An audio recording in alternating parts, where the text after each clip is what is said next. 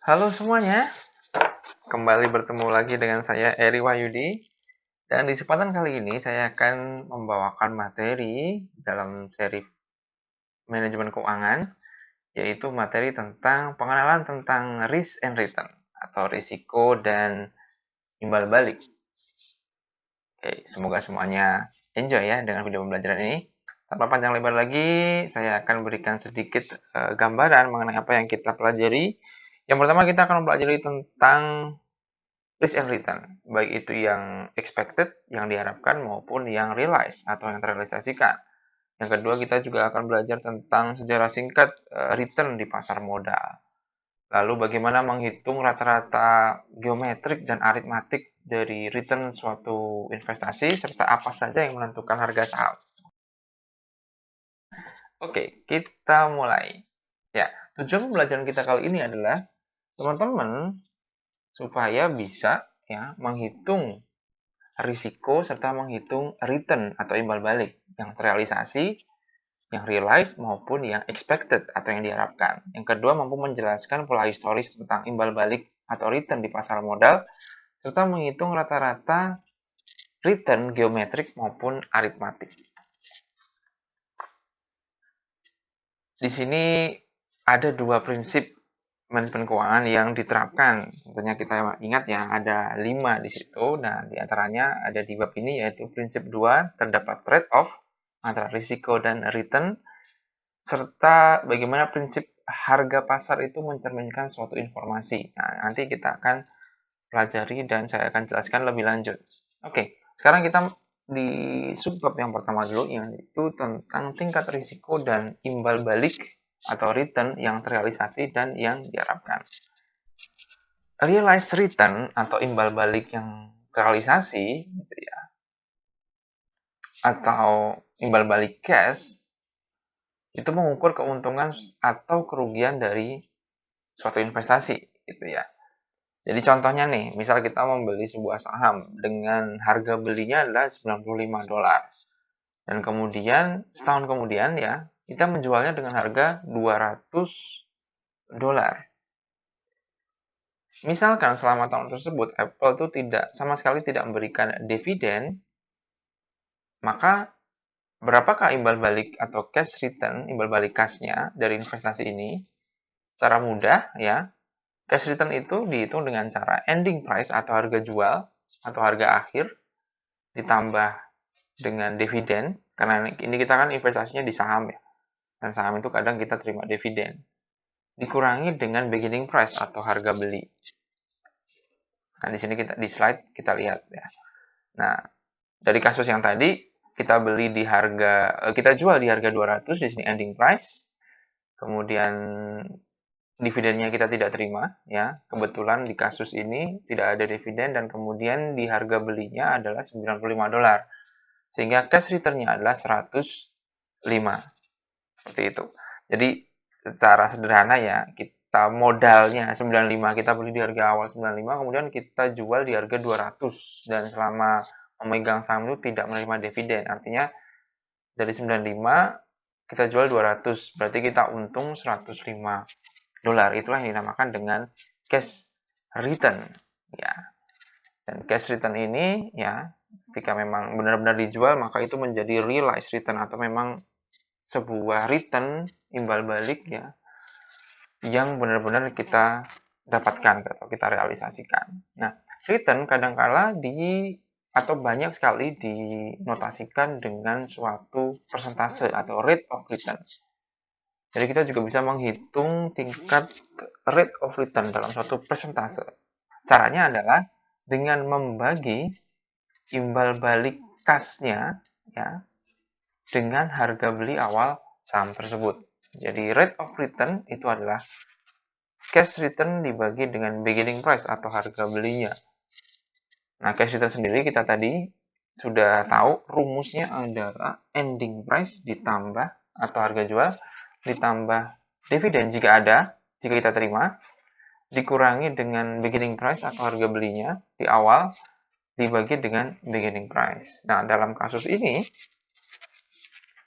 rate of return-nya adalah ya di sini 200 ya ending price-nya, ditambah dividennya tidak ada, dikurangi harga belinya 95, dibagi harga beli 95. Jadi rate of return-nya adalah 110,53%. Jadi tingkat imbal balik atau rate of return pada investasi saham Apple ini dalam contoh itu adalah sebesar 110,53%. Gitu. Nah, ini ada beberapa contoh dari beberapa saham. Misalnya kita punya portofolio. Jadi portofolio itu semacam kumpulan investasi saham ya. Misalnya kita punya saham dengan ini adalah kode sahamnya. Kalau di pasar modal itu ada kodenya. Dick's Sporting Goods, ada Duke Energy, Emerson Electric, dan lain sebagainya. Kita lihat nih harga awalnya, misalnya ini harga beli gitu ya, di tanggal 8 Oktober, seperti ini. Kemudian ini endingnya, atau di harga jualnya, atau di harga penutupan. Kemudian di sini misalnya ada info dari Oktober tanggal 8 sampai Oktober tanggal 9 ya. Di setahun kemudian, ini tahun 2008, ini tahun 2009. Ini adalah informasi mengenai distribusi distribusi dividen ya, cash dividend. Jadi misalnya ini Duke Energy kita pegang selama 1 tahun ya di harga beli 16,38 dan kita jual di 15,82. Namun selama kita memegang saham ini kita dapat dividen, kita terima dividen sebesar 1,16 dolar. Nah, gitu. Cash return-nya adalah 0,6 ya, yaitu ending 15 ditambah 1,16, endingnya 15,82, kemudian distribusi dividen yang kita terima adalah 1,16 dan dikurangi dengan 16,38 yaitu harga belinya. Secara keseluruhan, secara sederhananya, kita dapat return berupa cash senilai 0,6 dolar atau 1,8%. Dan untuk investasi yang lain juga seperti itu, sama. Nah, di sini adalah cash return dan di sini adalah rate of return. Dari portofolio. Nah, tabel 71 yang ini tabel 71 itu menunjukkan bahwa imbal balik atau return dari investasi pada saham dapat bernilai positif ataupun negatif ya, bisa untung bisa juga rugi ya. Dan itu mengindikasikan suatu return historis ya, artinya yang terrealisasi yang sudah lampau gitu ya. Meskipun begitu, kinerja masa lalu bukanlah suatu indikator dari kinerja masa depan. Meskipun misalnya dari historisnya, kalau secara historis itu saham itu rugi terus, ya kadang atau seringnya, maka investor sering memprediksi bahwa ke depan paling juga atau biasanya juga akan merugi. Tetapi tidak harus berlaku atau belum tentu berlaku seperti itu kenyataannya. Bisa juga nanti di masa depan berbalik arah juga bisa. Gitu. Nah, secara umum juga kita berharap mendapatkan imbal balik atau return yang lebih tinggi ketika menanggung lebih atau risiko yang lebih tinggi gitu ya. Itu nanti akan kita jelaskan lebih lanjut ya. Nah, sekarang kita membicarakan mengenai expected return suatu investasi gitu ya. Nah, expected return ini adalah, atau imbal balik yang diharapkan ini adalah sesuatu yang atau return yang diharapkan dapat diperoleh dari suatu investasi di masa depan oleh investor. Ya. Return yang diharapkan dapat diperoleh investor dari suatu investasi. Expected artinya ini yang belum terjadi. Kalau tadi yang realize itu sudah terjadi. Kita beli di harga berapa, kemudian dapat dividen berapa dan dijual berapa, sehingga kita udah ketahuan kita dapat untungnya berapa, cash return-nya berapa, dan presentasinya berapa. Nah, kalau expected itu kita berbicara tentang masa depan.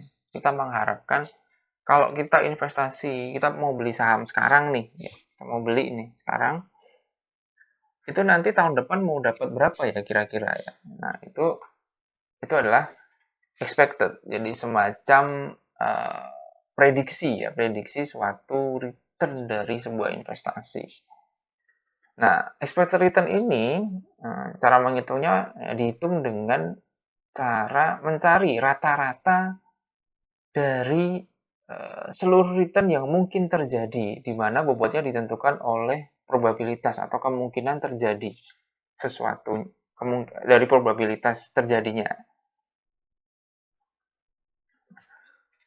Nah, return ini kita hitung dengan cara menentukan rata-rata dari return dari keseluruhan return yang mungkin terjadi. Jadi kan return di masa depan itu kemungkinannya banyak, bisa positif, bisa negatif, bisa $1, $3, $4, $5, $6, semua itu ada kemungkinannya. Nah, ketika itu kita bisa prediksi, ya, bisa prediksi dan kemudian di rata-rata, maka itulah yang dinamakan dengan expected return. Gitu. Nah, expected return kalau dirumuskan, ini cara menghitungnya seperti ini. Jadi, expected return itu adalah penjumlahan dari uh, rate of return dikalikan dengan probabilitasnya. Jadi misalnya, contohnya seperti ini ya. Contoh menghitung expected return. Misalnya kita membeli suatu saham dan kemudian setelah membeli itu kita memprediksi bahwa akan ada 3 kemungkinan ya, di mana ekonomi mengalami resesi, ekonomi bertumbuh secara moderat, dan ekonomi tumbuh secara kuat gitu ya. Dengan prediksi keterjadiannya atau probabilitasnya adalah 20%, 30%, 50%. Nah, angkanya dari mana sih? Nah, angka ini sekali lagi ini hanya sebuah prediksi gitu ya. Jadi bukan suatu kepastian gitu ya. Ini hanya prediksi, misalkan analis mengeluarkan suatu prediksi seperti ini gitu ya. Jadi ini contoh saja ya, prediksi. Apakah pasti seperti ini, Pak? Ya enggak juga gitu loh. Ini harga belinya. Jadi kalau kita di posisi resesi, maka nanti harga saham itu akan anjlok ke 9.000 dengan kemungkinan 20%. Kalau tumbuh dengan tingkat sedang atau moderat, harga beli sahamnya yang awalnya 10.000 itu akan naik ke 11.200. Untung lumayan. Berarti itu kan untung sekitar 1.200. Nah, kalau tumbuh kuat ya ekonominya, kira-kira harga saham ini diprediksi akan naik menjadi 12.200, atau secara sederhana kita bisa lihat untungnya sekitar 2.200 di sini. Gitu. Nah, tabel 72 ini tidak memberikan kita data untuk menghitung expected return-nya. Nah, bagaimana caranya?